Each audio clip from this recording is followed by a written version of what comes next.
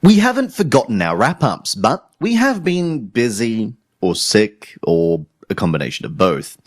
Excuses aside, we're starting to get into the meat of the year, and the releases are coming hard and fast.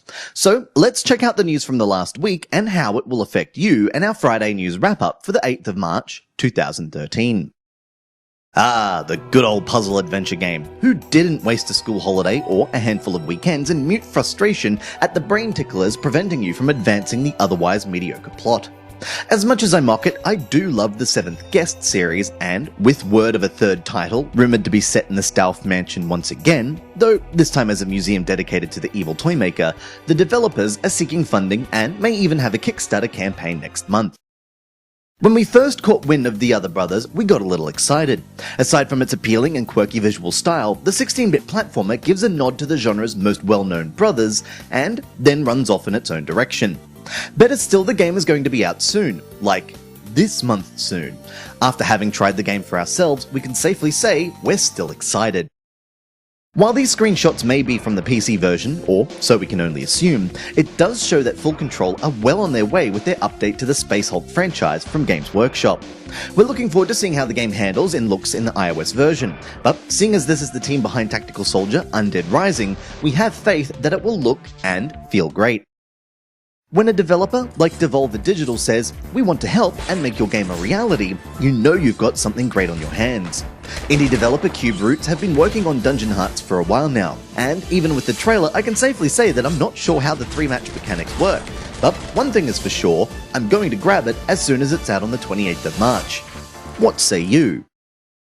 Being visually distinct is not the same as having a good game idea. While you may stand out from the crowd in a literal sense, without the gameplay to back it up, you're just a pretty but shallow time waster. Knitted Deer by Mandragora fits into this category, and though its ideas are sound, in execution the player is left feeling frustrated time and time again. Ostensibly, the game emulates the earliest of consoles, replacing pixels with stitches to animate its auto-runner gameplay. Jump and shoot. These are the controls on offer, but both never really feel satisfying. The latter is hard to predict at times, as you're never 100% sure if you've landed on a surface before jumping again, potentially burning a double jump instead.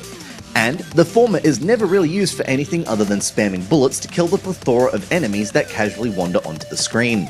Knitted Deer's hook comes in its heaven, hell, and earth levels. The player starts on heaven, avoiding fairly typical hazards, but should they collect all the letters to spell heaven, they'll be transported to a land filled with coins. Should they die, they'll go to hell and need to avoid even deadlier traps and enemies in an attempt to boost their high score ever so slightly. Unfortunately, none of it snaps together. Hell feels like it has a frame rate problem, making a hard stage even harder. Getting to heaven is as much a matter of luck than anything else, as the letters appear without rhyme or reason. And power-ups have no time gauge, so you could potentially faceplant or shred your deer as he becomes corporeal in the middle of a pillar he can't jump on or over.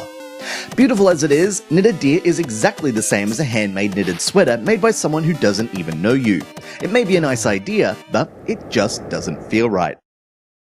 Without a doubt, this week has been dominated by the polished brilliance of Panem Bear by Taco Graveyard. With its silky smooth performance, controls that feel almost too good to be true for iOS devices, and a wonderfully fresh concept, it's the total package. Better still, while completing the game is challenging in itself thanks to the many light and shadow-based puzzles, finding all of the hidden bears, including the secret golden bears, makes for a satisfying challenge, keeping you coming back for more every day. Definitely add this to your collection if you're a platformer fan. And that's the news for the week. Feel free to help us out by liking and subscribing, or better yet, help to pimp us out by sharing us on your feeds. It's even easier if you head to our Twitter or Facebook page, or grab the links from our site. Until next week, have a great weekend. This has been Andrew with AppSpy.com. We review, you decide.